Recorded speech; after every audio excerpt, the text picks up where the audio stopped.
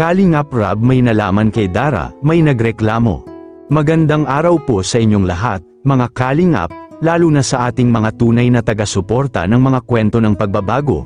Ako po si Kalingap Jago, at sa episode natin ngayon, samahan ninyo ako sa isang kwentong punong-puno ng pag-asa, ng saya, at ng tunay na malasakit mula kay Kuya Kalingap Rab.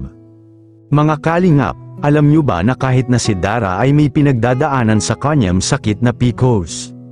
Sinisikap niyang gawin ang kanyang pagja-jogging araw-araw kahit na nahihirapan siya.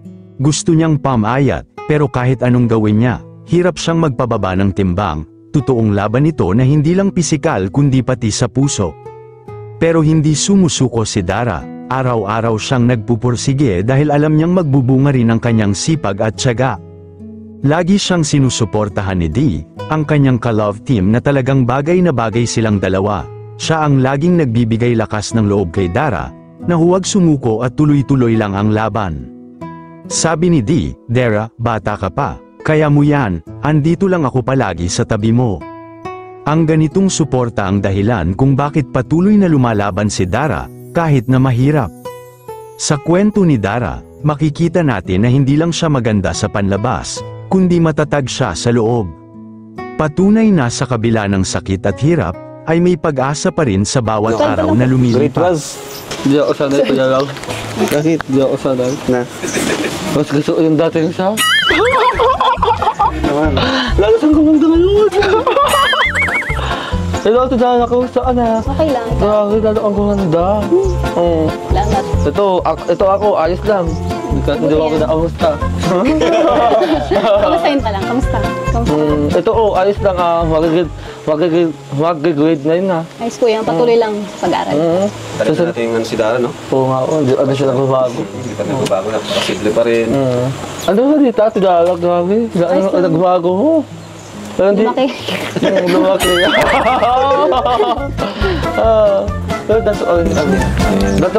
Basta patuloy ka lang, nandito lang kami, huwag ka mahiya sa amin. No? Sama ka sa amin pag jogging. Balita ko, nag-jogging ka daw ah. Opo, dyan. Yan, sa mga kamagong, nakita ka daw nila Eds. Sabi na Eds, nakita ka daw dyan eh, nag-jogging ka. Opo. Nag-jogging ka araw-araw. Wow. Baka nang pagka-jogging mo, grabe rin yung kain mo. So, yun, thank you po mga Kalingap. Salamat po sa mga sponsors natin, sponsor si Dara. So, sa mga viewers, thank you so much po sa inyo. Dahil po sa inyo, nakakapagbigay po tayo ng tulong at saya sa ating mga kababayan. Bye-bye po! Salamat po. At bago tayo magtapos, may isang espesyal na mensahe si Kalingap Rab para kay Dara. Dara, huwag mong iisipin na kailangan mong umalis sa Kalingap. Isa ka sa mga pinakamatagal at pinakamasipag na beneficiary ng Kalingap.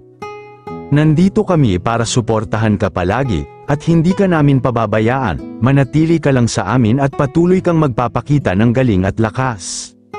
Kaya mga Kalingap, anong masasabi nyo sa laban ni Dara at sa suporta ng kanyang pamilya at ng Team Kalingap? E-comment nyo yan sa baba. Huwag kalimutang mag-like, share, at subscribe para sa mas marami pang kwento ng tapang at inspirasyon. Hanggang sa susunod na kwento, ito po si Kalingap Jago. Huwag kalimutang i-like, i-share, at mag-subscribe para sa mas marami pang nakaka-inspire na reaksyon. God bless, and to God be the glory mga Kalingap.